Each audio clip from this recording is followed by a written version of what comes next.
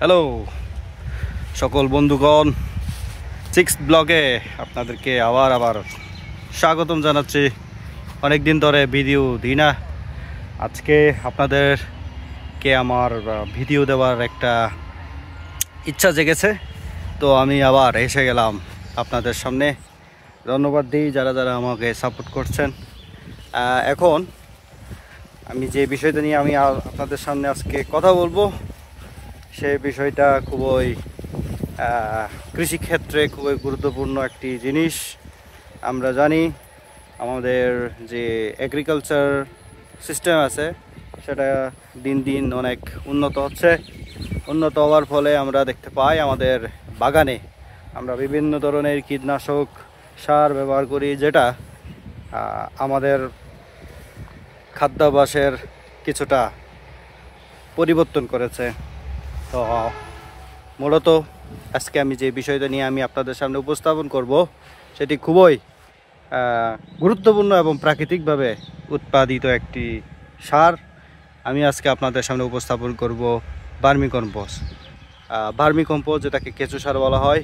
আমি আজকে আপনাদেরকে সেই কেঁচো সারের সমস্ত উপাদান কি কি দিয়ে তৈরি করা হয়, কি কি দিয়ে আপনারা কেঁচো সার উৎপাদন করবেন, সমস্ত কিছু আমি আপনাদেরকে ভিডিওর মাধ্যমে দেখাবো। আপনারা সাথে থাকবেন। ধন্যবাদ। কেঁচো এই পৃথিবীতে প্রায় 20 মিলিয়ন বছরেরও বেশি ধরে আছে।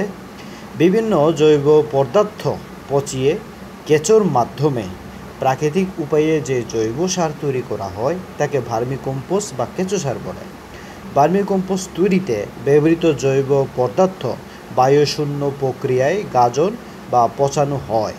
কেঁচো এগুলো খেয়ে মলত্যাগ করে এবং দেহ হতে এক ধরনের রাসায়নিক পদার্থ বের হয়, যার দরুন জৈব পদার্থের পুষ্টিমান বেড়ে যায়। আমাদের মনে রাখতে হবে, শুধু কেঁচোই আবর্জনা পচাতে কাজ করে না, আবর্জনা পচানোর কাজটি মূলত করে থাকে অণুজীব সমূহ, যেমন ব্যাকটেরিয়া, ছত্রাক ইত্যাদি। কেঁচো যে সকল আবর্জনা বক্ষণ করে সেসব আবর্জনা কেঁচোর অন্ত্রনালী দিয়ে বহিত হয়ে বিষ্ঠাকারে ভার্মি কম্পোস্ট রূপে বেরিয়ে আসে।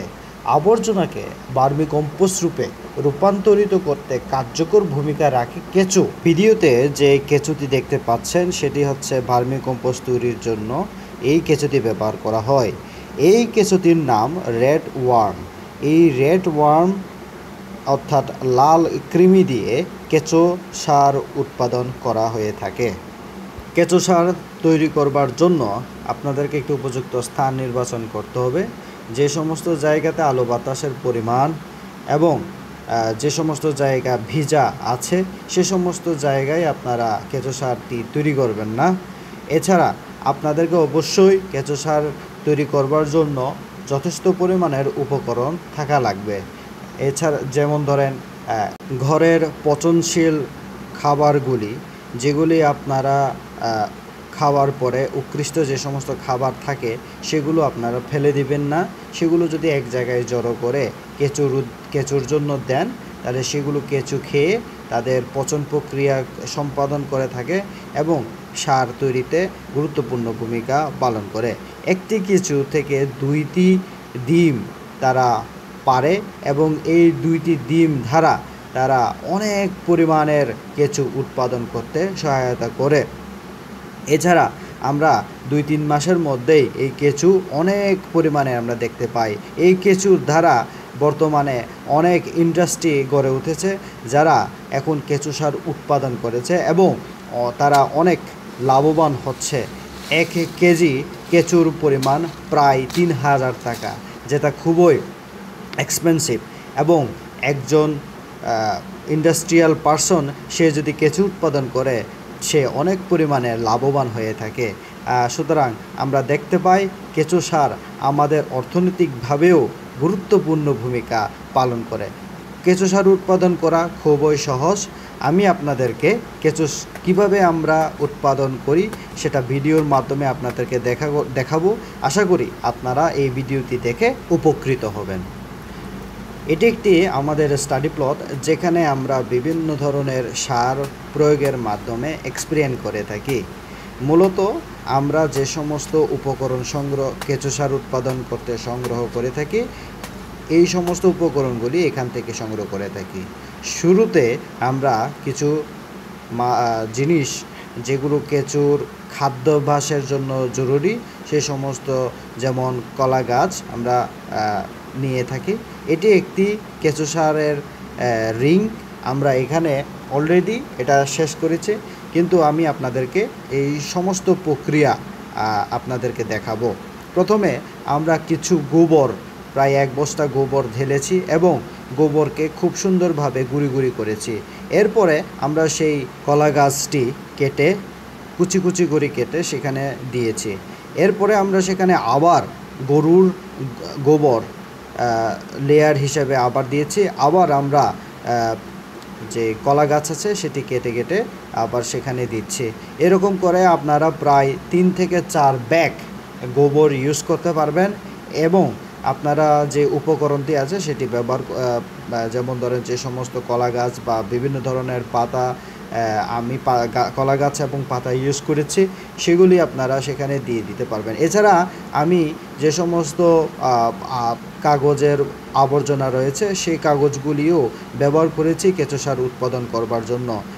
এখানে ভিডিওতে আমি সম্পূর্ণ দেখাচ্ছি না, যেহেতু আপনারা বুঝতে পেরেছেন আমি কিভাবে এই কম্পোস্টটি তৈরি করেছি। আমরা একটা রিংয়ে শুধুমাত্র কলা গাছ ইউজ করেছি, আর একটা রিংয়ে আমরা কাগজ ইউজ করেছি। এরপরে আমরা একটা রিংয়ে প্রায় 100 থেকে 150টি কেঁচো ছেড়ে দিয়েছি।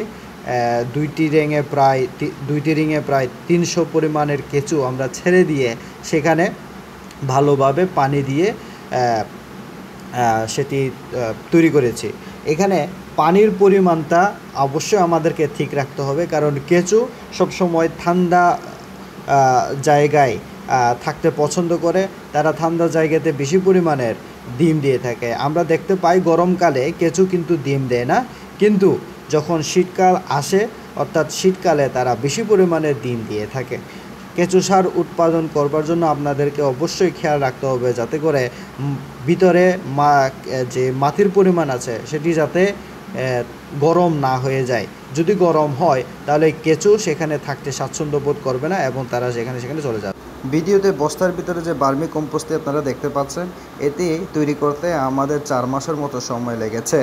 এই বার্মি কম্পোস্টে অনেক ঝরঝরে হয়েছে এবং এটি আমরা ব্যবহার করে অনেক উপকৃত হয়েছি। ধন্যবাদ দিই যারা আমার ভিডিওটি শেষ পর্যন্ত দেখেছেন। এই ভিডিও দেখে আপনারা বার্মি কম্পোস্টের সম্পর্কে জেনেছেন আমি বিশ্বাস করি। ধন্যবাদ সবাইকে।